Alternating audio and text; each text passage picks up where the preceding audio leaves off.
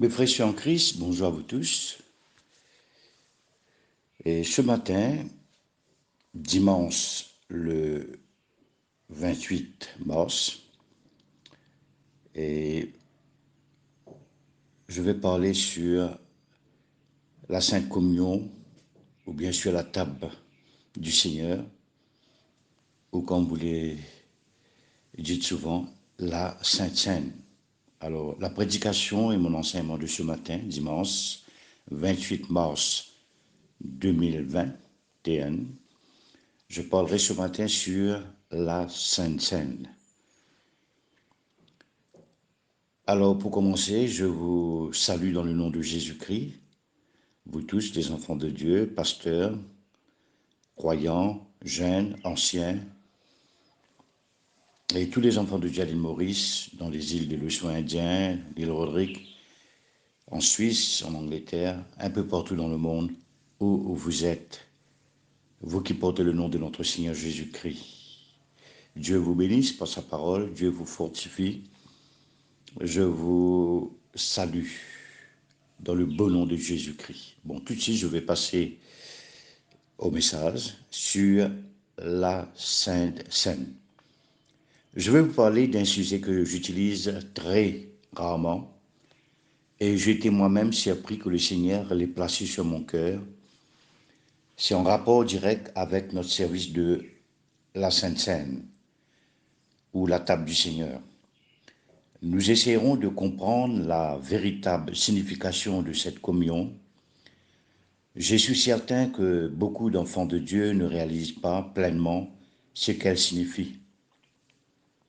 Cependant, notre étude ne sera pas théologique, mais simple et pratique. Elle descendra jusqu'au niveau de notre vie quotidienne. Nous lirons d'abord dans l'évangile de Matthieu, le chapitre 26, le verset 26 et 27. Pendant qu'il mangeait, Jésus prit du pain et après avoir rendu grâce, il les rompit et les donna aux disciples en disant « Prenez, mangez, ceci est mon corps ». Il prit ensuite une coupe et après avoir rendu grâce, il la leur donna en disant « Buvez-en tous ». Puis dans l'évangile de Jean, chapitre 6, le verset 53, Jésus lui a dit « En vérité, je vous l'ai dit, si vous ne mangez la chair du Fils de l'homme, et si vous ne buvez son sang, vous n'avez point la vie en vous-même. » Nous parlerons sur ce sujet, boire son sang et manger sa chair. Et il y a une signification profonde dans cette expression. Lisons encore dans l'évangile de Matthieu, le chapitre 20, le verset 22 et 23. Jésus répondit, vous ne savez ce que vous demandez. Vous ne savez ce que vous demandez. Pouvez-vous boire la coupe que je dois boire? Pouvez-vous boire la coupe que je dois boire? Nous le pouvons, dit-il. Et il leur répondit, il est vrai que vous boirez ma coupe, mais pour ce qui est d'être assis à ma droite et à ma gauche, cela ne dépend pas de moi et ne sera donné qu'à ceux à qui mon Père l'a réservé. Mes frères et messieurs en Christ, ces trois passages qui ont de liens entre eux constitueront la base de ma prédication de ce matin. Dans le dernier, Jésus répond à la demande des disciples et de leur mère. Cette dernière souhaitait une place d'honneur pour ses enfants qui étaient d'accord. Un jour, elle est venue apporter sa requête à Jésus. « Seigneur, j'ai une demande à te faire. Je voudrais que tu permettes à mes deux fils de s'asseoir près de toi, dans ton royaume, qu'il y ait un à ta gauche et l'autre à ta droite. J'aurais aimé regarder le visage de Jésus lorsqu'il a observé cette femme. Vous savez, le cœur de cette maman était rempli d'orgueil maternel. Elle voulait être capable de dire, voyez, ce sont mes enfants, en voilà un et voilà l'autre. C'est une attitude très compréhensible. Mais le Seigneur savait ce qu'elle ignorait. Alors il a posé une question, êtes-vous capable de boire la coupe que je dois boire? La réponse m'a toujours surpris. Elle est excellente, mais je ne crois pas qu'il en ait bien saisi les conséquences. C'est sans hésitation qu'ils ont répondu, oui, nous en sommes capables. J'aurais aimé être là pour servir le visage de Jésus quand il a répondu, en effet, vous boirez de ma coupe. Mais si seulement vous saviez ce qu'il y a dans cette coupe. Et ce ne sont pas exactement les paroles de Jésus, je suis persuadé que c'était sa pensée. Il a dit seulement, vous boirez de ma coupe. Mais il devait ajouter en lui-même, si seulement vous saviez ce qu'il y a dans cette coupe. Je répète, si seulement vous saviez ce qu'il y a dans cette coupe. Un jour, il s'est assis avec ses disciples, a mis une coupe de vin devant eux en disant, ceci est la nouvelle alliance en mon sang. Ceci est la nouvelle alliance en mon sang. Remarquez ce qu'il leur a dit en leur donnant dans cette coupe. Buvez-en tous. Qu'y avait-il dans cette coupe? Jolie question. Je ne parle pas du liquide. Nous savons très bien que c'était tout simplement du vin. Il s'agit de ce qu'elle représentait, la mort du Seigneur. Quand Jésus les ordonne, buvez-en tous, cela signifie d'une part, chacun d'entre vous, vous allez en boire. Et d'autre part, vous en boirez tout le contenu, vous la viderez. Maintenant, attention, je ne vous demande pas de vider la coupe ce matin. Ce serait vraiment trop pour vous. La pensée du Seigneur était qu'ils devaient boire tout ce qu'il leur offrait. Cette coupe ne représente pas seulement la mort et la crucifixion de Jésus, mais toutes les souffrances qu'il a endurées. Quand il les a demandé, êtes-vous capable de boire ma coupe? Cela signifiait, êtes-vous capable de participer aux souffrances que je vais connaître? Supporterez-vous qu'ils vous fassent ce qu'ils me feront? Pouvez-vous me suivre dans la communion de mes souffrances? Et il y avait beaucoup plus que du vin dans cette coupe. En réalité, ce n'était que du vin. Mais dans ces symboles, il y avait beaucoup d'expériences amères. Ce matin, nous allons tous participer au service de la Sainte Seine, à la table du Seigneur. Et vous allez boire un peu de vin. Savez-vous ce que cela représente pour vous? Quand la coupe vous est présentée, c'est comme si le Seigneur vous l'attendait lui-même en disant, pasteur, croyant, jeune, ancien, êtes-vous capable de boire cette coupe? Oh, ne répondez pas. Évidemment, Seigneur, je peux même en boire une bouteille. Ce n'est pas le sens de la question posée. Jésus veut savoir si nous sommes capables de participer à ce que représente cette coupe. C'est à vous de répondre. Quand vous boirez cette coupe, vous direz simplement, oui Seigneur, je suis capable de devenir participant de tes souffrances que représente cette coupe. Placez notre main sur la coupe pour la prendre. C'est un témoignage, c'est notre promesse à Dieu que nous ne boirons pas seulement le liquide qui s'y trouve, mais que nous sommes prêts à accepter les conséquences de notre acte. Pourquoi Jésus a-t-il demandé, êtes-vous capable?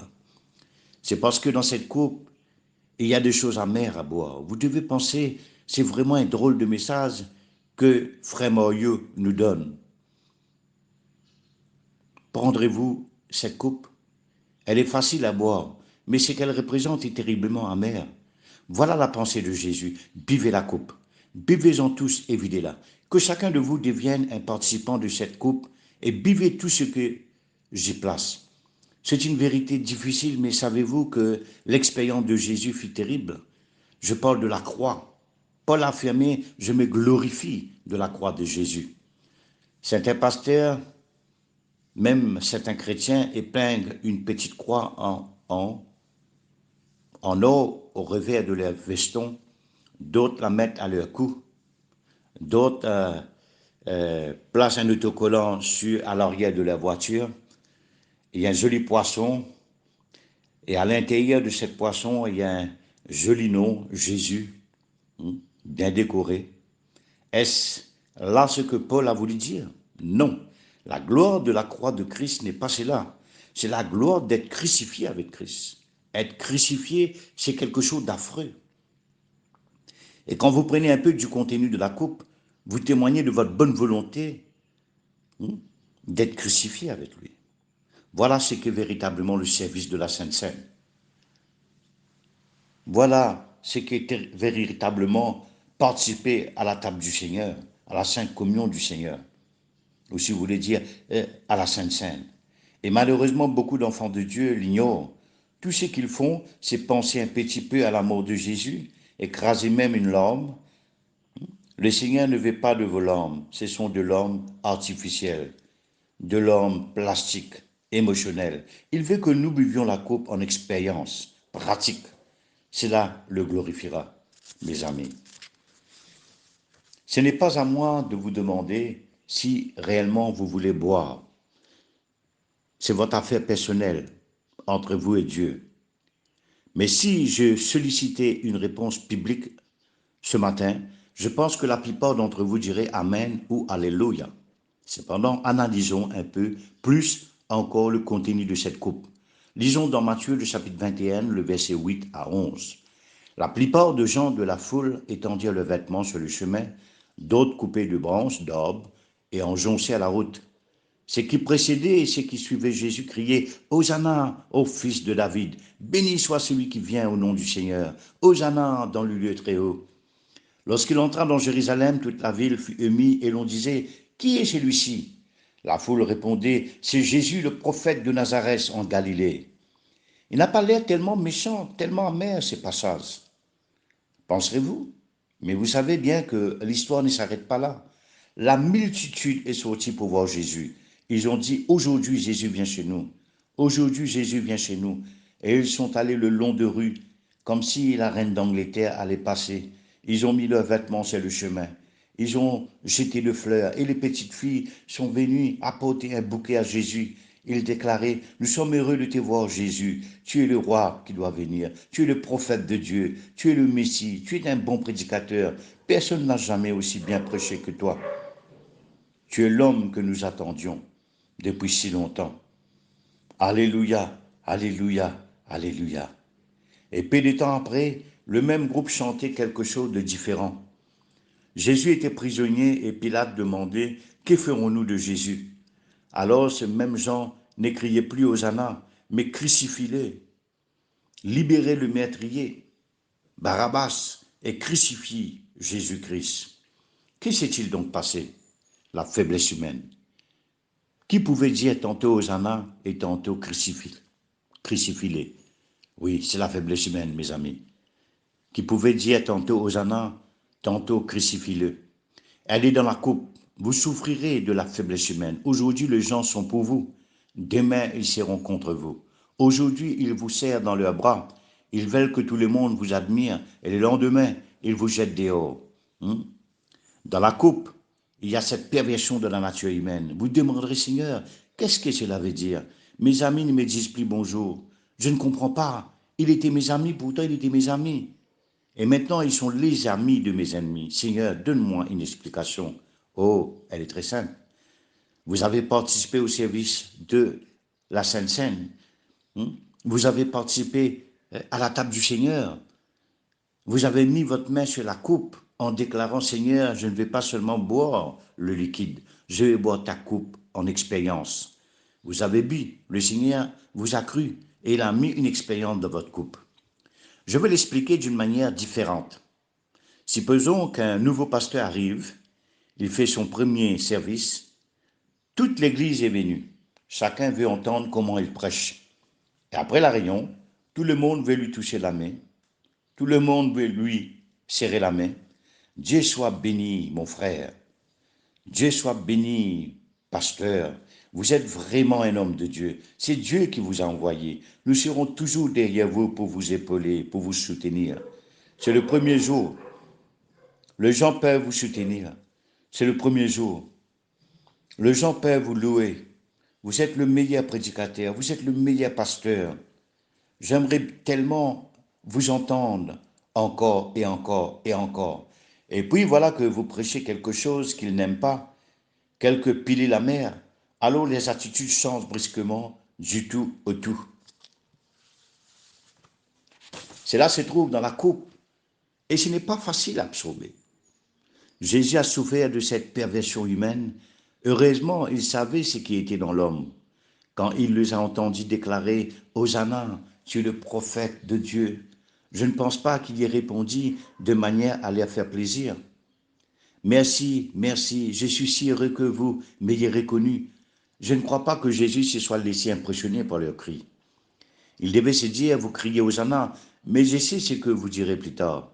J'aurais aimé examiner son visage pendant que la foule l'acclamait. Oh, ne vous attachez pas aux louanges des hommes. Je répète, oh, ne vous attachez pas trop aux louanges des hommes. Vous vous porterez bien mieux en les ignorant. Parce que si vous faites quelque chose qui ne leur plaît pas, elles se transformeront en critique, en calamité. Si vous êtes très heureux quand ils vous louent, vous serez très malheureux quand ils vous maudiront. Ainsi, il vaut mieux ne pas y prêter trop attention.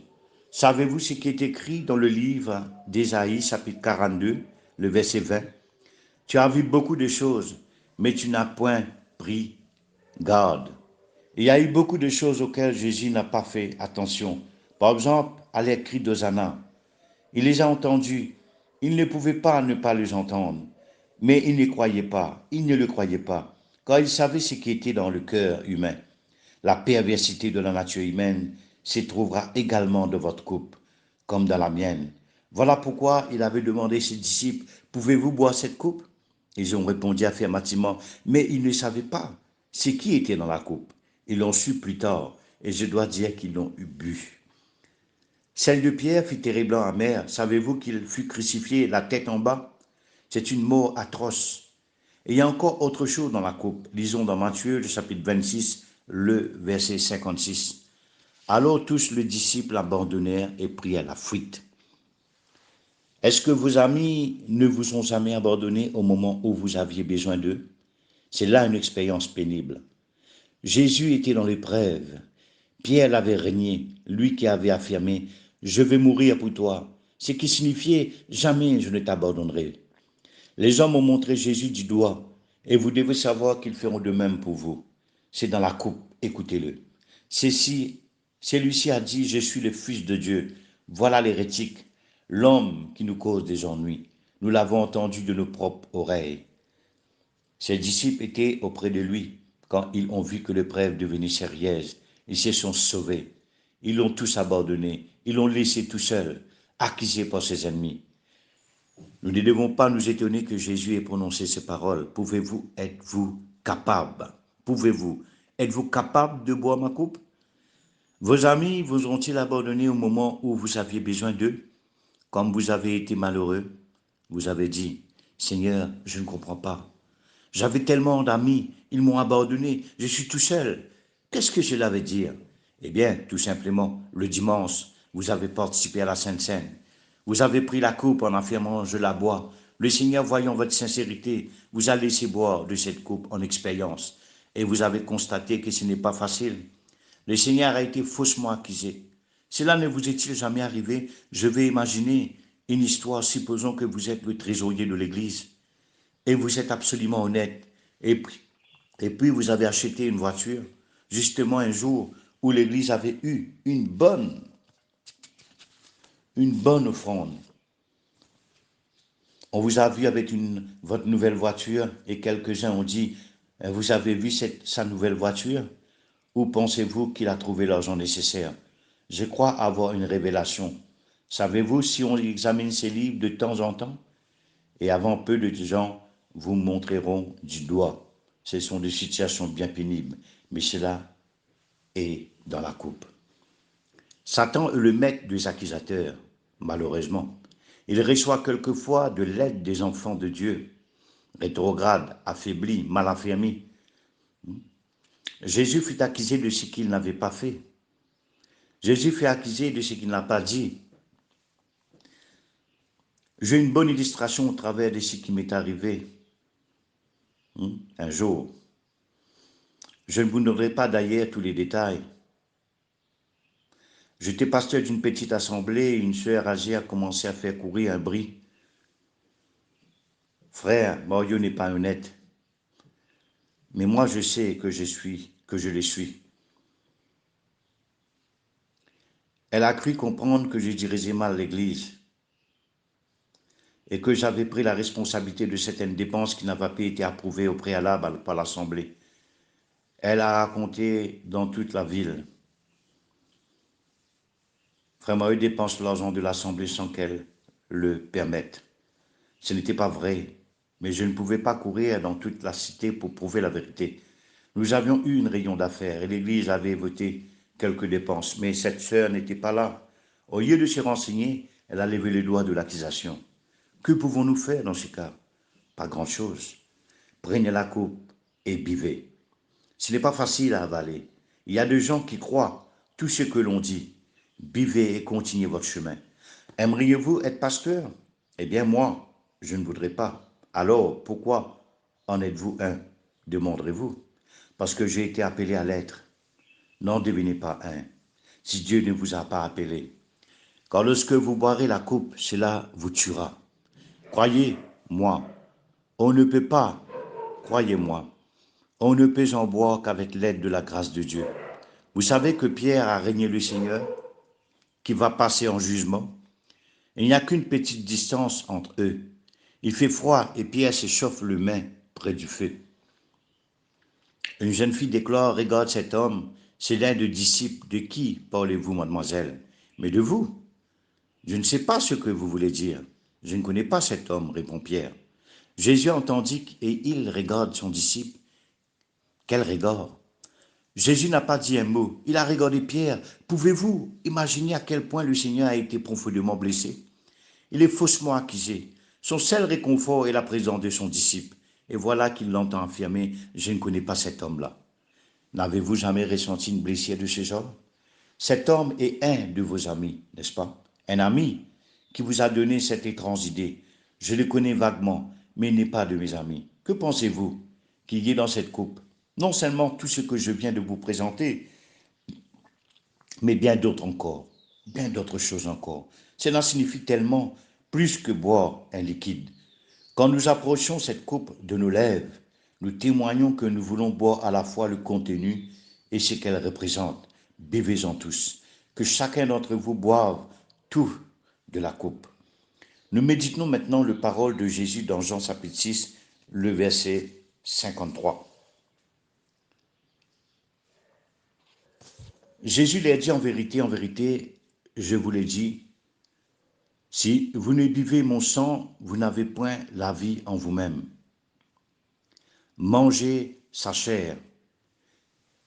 Il y a bien de choses que le Seigneur nous demande de manger, et je ne parle pas de poison ou de fromage. Je répète, manger sa chair. Il y a bien de choses que le Seigneur nous demande de manger, et je ne parle pas de poisson ou de fromage, mais de toutes ces choses qui font partie de notre vie quotidienne, que nous sommes obligés d'accepter sous peine d'être entraînés loin du Seigneur, nous faisant rétrograder. Vous savez que marcher avec le Seigneur n'est pas ce qu'il y a de plus facile. Jésus a dit que le sentier était étroit et qu'il y avait peu qui les trouvaient. Lorsque nous prenons le pain à la table de la Sainte Seine, à la table du Seigneur, nous rendons témoignage devant Dieu que nous sommes prêts à la communion de ses souffrances. Alors il nous donne différentes choses à manger, dont certaines ne sont pas aussi bonnes que la pâtisserie française, ou anglaise, ou mauricienne. Nous allons prendre un exemple dans l'évangile de Matthieu, le chapitre 13, le verset 53 à 57. Lorsque Jésus y achevait ses paraboles, il partit de là, s'étant rendu dans sa patrie, il enseignait dans les synagogues, de sorte que ceux qui l'entendirent étaient étonnés et disaient, d'où lui viennent cette sagesse et ces miracles? N'est-ce pas le fils du charpentier? N'est-ce pas Marie qui est sa mère, Jacques, Joseph, Simon et Jude? Ne sont-ils pas ses frères? Et ses sœurs ne sont-elles pas toutes parmi nous? D'où lui viennent donc toutes ces choses? Jésus a été discrédité par ceux qui le connaissaient le mieux. C'est l'expérience la plus étrange de sa vie. Il a fait de miracles, il a enseigné comme personne ne l'a jamais fait. Il a donné la démonstration d'un ministère surnaturel. Il a marché dans la justice comme personne n'avait pu le faire. Alors ils ont demandé d'où lui viennent toutes ces choses. Il ne peut pas être le prophète de Dieu, le Fils de Dieu, celui que nous attendons. Les raisonnements étaient très simples, aussi simples qu'insensés. Voici ce qu'il pensait. Nous connaissons son père, sa mère, ses sœurs, ses frères. Il ne peut pas être le prophète. Il est allé à l'école avec nous. Il a aidé son frère à l'établir. Et maintenant, il prétend être le prophète de Dieu. Ce n'est pas possible. Nous les connaissons depuis son enfance. Peut-être n'avez-vous pas encore fait cette sorte d'expérience, mais vous la vivrez si vous entrez dans le ministère. Vous savez que je viens d'une école biblique et nos étudiants sont ici de différents foyers. Le Seigneur en appelle quelques-uns au ministère quand ils sont encore chez eux. Et nous avons constaté qu'il n'appelle pas toujours ceux qui paraissent le meilleur, ceux qui ont le meilleur note à l'école. Il appelle parfois l'enfant qui ait un problème dans sa famille. Imaginons un jeune homme qui déclare: je reçois un appel pour le ministère, j'aimerais aller à l'école pour continuer ma formation pour le ministère. Alors vous devriez les entendre. Toi, tu veux aller à l'école de formation pour être formé pour le ministère. Si Dieu a besoin de toi, c'est que son besoin est grand. À l'école, tu étais pris que tous les autres, tu étais plus que tous les autres réunis et tu vas être pasteur. N'espère pas qu'on va t'aider à être étudiant. Si tu veux aller à une école pour continuer ta formation pour le ministère, eh bien, tu la paieras toi-même. Tu es vraiment le dernier que nous aiderons à y aller. Nous nous rappelons de toi quand tu étais grand comme une sauterelle. Tu avais l'habitude de battre tes frères. Tu allais voler le pêche des voisins. Et tu voudrais être dans le ministère. On aura tout entendu. Voilà ce qui est arrivé à beaucoup de jeunes gens. Quelle en est l'explication? Un prophète n'est méprisé que dans sa patrie et dans sa maison. Je répète, un prophète n'est méprisé que dans sa patrie et dans sa maison. Un jeune homme qui veut entrer dans le ministère, écoutez-moi bien frères et sœurs, un jeune homme qui veut entrer dans le ministère aura la plupart du temps beaucoup plus d'opposition dans sa propre église que partout ailleurs. Vous pensez que les gens diraient: gloire à Dieu, nous prierons pour toi, et en outre, nous t'aiderons financièrement? Oh, il a déjà reçu toute l'aide nécessaire. Bien sûr, bien sûr, ce n'est pas ainsi dans tous les cas, mais c'est trop souvent vrai. Pour ma part, je dois remercier Dieu pour le pasteur que j'ai eu. Il savait avant moi que Dieu m'appellerait au ministère. Et quand il a appris que j'allais entrer dans une école de formation, il m'a fait monter sur l'estrade. Il m'a encouragé. Maintenant, tu vas conduire le chant. Tu n'as pas beaucoup d'expérience, mais je vais t'aider. Il m'a ensuite envoyé prêcher dans une autre église. Il a toujours fait son possible pour que je persévère. Mais hélas, il n'en est pas toujours ainsi. Combien se sont entendus dire: tu penses être appelé à la prédication, à l'enseignement? Eh bien, n'espère pas monter sur cette estrade. Moi, j'ai de l'expérience. Toi, petite sauterelle, tu n'en as pas. Tu n'auras aucun soutien de ma part, évidemment. J'exagère la situation. Mais notre véritable stature spirituelle est révélée par notre attitude envers le jeune serviteur de Dieu. Vous savez, quelle fut la réaction des contemporains de Jésus quand il fut appelé au ministère? Mais qu'est-ce qu'il croit être? Nous connaissons ses frères et ses sœurs. Nous rappelons de lui quand il était à l'école. C'est une vieille histoire d'être discrédité par ceux de ceux qui nous attendions le plus. Jeunes gens, écoutez-moi. Si vous êtes aidés, remerciez Dieu. Mais dans le cas contraire, ne vous découragez pas. Votre maître ne l'a jamais été. Et ainsi, il est allé vers deux étrangers qui l'ont accepté. Le serviteur n'est pas plus que son maître. Ne soyez pas surpris d'être dénigré. Vous méditerez cela quand vous mangerez le pain de la Sainte Seine. Et ce sera difficile à avaler, bien sûr. Si vous êtes un jeune serviteur de Dieu et que vos frères vous fassent comprendre qu'ils ne vous donneront pas le moindre soutien, prenez le pain de la Sainte Seine et dites: c'est sa chair, je dois manger tout ce qu'il a expérimenté lui-même. Jésus a été discrédité par ceux qui auraient dû lui faire confiance. Vous qui mangerez ce pain, vous le serez aussi. Oh, quel goût adhérence, quel goût étrange, quel goût amer. Et puis cela ne veut pas descendre, mais vous serez obligé de le manger comme votre maître. Il n'a pas protesté. Qu'osez-vous dire? Je suis appelé de Dieu. Je vais demander au feu du ciel de descendre et de vous consommer tous. Croyez-moi, le mieux de poursuivre votre chemin. Votre maître est celui qui vous encouragera et qui vous donnera votre diplôme, votre capacité, votre qualification. Je répète, croyez-moi le mieux de poursuivre votre chemin. Votre maître est celui qui vous encouragera et qui vous donnera votre diplôme. Je ne puis y prendre plus de temps pour ces versets, mais je crois que certains d'entre vous avaient justement besoin d'entendre cela. Allons un peu plus loin, dans l'évangile de Jean, le chapitre 7, le verset 5. Car ses frères non plus ne croyaient pas en lui. Pardonnez-moi, pardonnez-moi. Car ses frères non plus ne croyaient pas en lui. Pardonnez-moi, chers amis. Si je fais tant d'applications au ministère, la raison en est que l'enseignement s'applique très facilement à ce domaine. Il peut nous concerner tous à un degré quelconque, mais quand il s'agit du ministère, c'est toujours au degré maximum. Et aussi, Jésus était lui-même dans le ministère. On me demande parfois, frère Morieux, pourquoi employez-vous tant d'illustrations empruntées à l'école de formation, etc.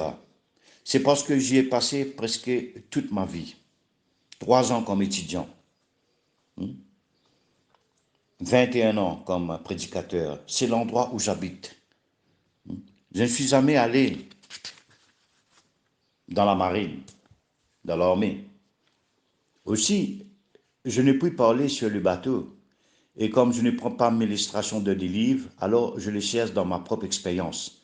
Ainsi, Jésus était dans le ministère. Eh bien, même ses frères n'ont pas cru en lui.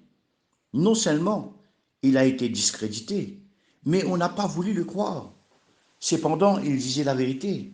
Imaginez-vous que vous êtes membre d'une famille de 7 enfants et vous annoncez que vous avez un appel pour le ministère.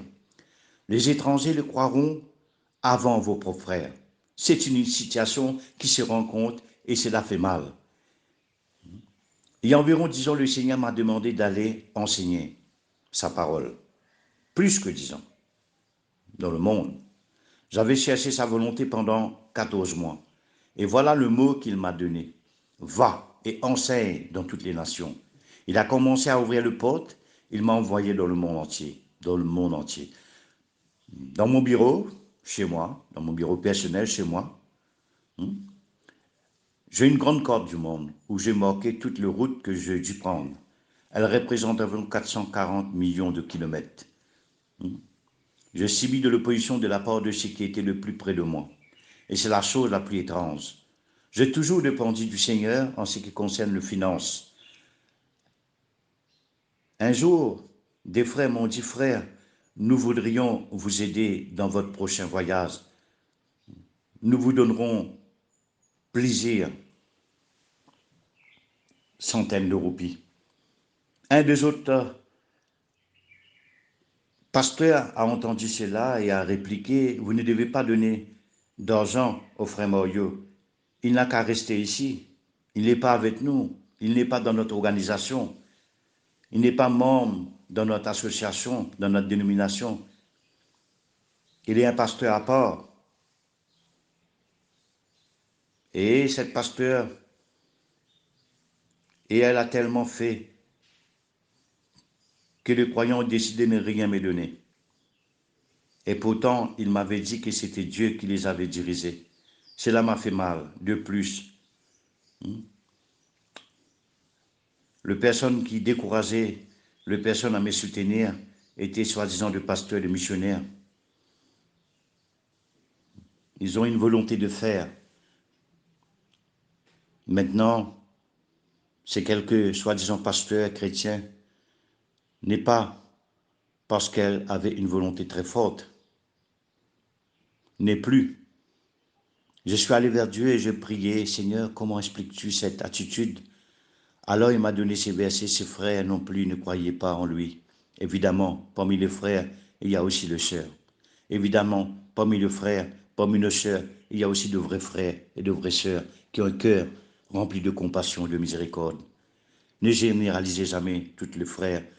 Il y a beaucoup de frères et de sœurs qui sont sincères, avec un cœur sensible, que Dieu placera sur votre chemin pour vous soutenir et vous aider pour continuer votre ministère pour la gloire de Dieu. Alors j'ai compris, c'est qu'ils t'ont fait, Seigneur. Maintenant, je ressens ce que tu as connu. Maintenant, merci, Seigneur, de m'avoir permis de réaliser ce qui était le sentiment à ce moment-là. Ainsi, j'ai agi sans leur aide et les Seigneur a trouvé un autre moyen. Quand je pars pour mes voyages, il me semble que certains frères me donneraient plutôt du poison que leur aide. Peut-être que quelqu'un va demander pourquoi ne l'ont-ils déjà pas fait. Cela ne m'étonnerait pas tellement. Vous savez, mais Jésus m'a fait une promesse. S'ils boivent quelques breuvages mortels, il ne leur fera point de mal. Quand les serviteurs de Dieu sont jaloux, c'est affreux. Quelquefois, ce sont les plus âgés qui sont contre le jeune, parce que certains ont plus de succès qu'eux-mêmes n'en ont eu. Un jour, j'avais prévu d'aller prêcher dans un certain pays, et un membre très influent est venu vers moi et m'a dit, frère, j'ai entendu dire que vous deviez aller de l'autre côté de l'océan. J'aimerais venir avec vous. Je voudrais prendre quelques photos et je serai heureux d'être votre compagnon. Je lui ai répondu, frère, il me semble que je dois aller tout seul. Je termine ma prédication de ce matin par ce témoignage que je viens de dire. Frère, j'ai entendu dire que vous alliez de l'autre côté de l'océan. J'aimerais venir avec vous. Je voudrais prendre quelques photos et je serai heureux d'être votre compagnon. Je lui ai répondu, mon frère, il me semble que je dois aller tout seul. Je termine ici ma prédication, mes frères et messieurs en Christ. Je vous souhaite une très bonne journée dans le Seigneur. Que Dieu vous bénisse, vous protège, que sa grâce et sa paix continuent de déverser sur vous et sur chaque membre de votre famille. Sois béni au nom de Jésus-Christ. Frère Moyo, Sipchun, Kurpip de l'île Maurice. Amen.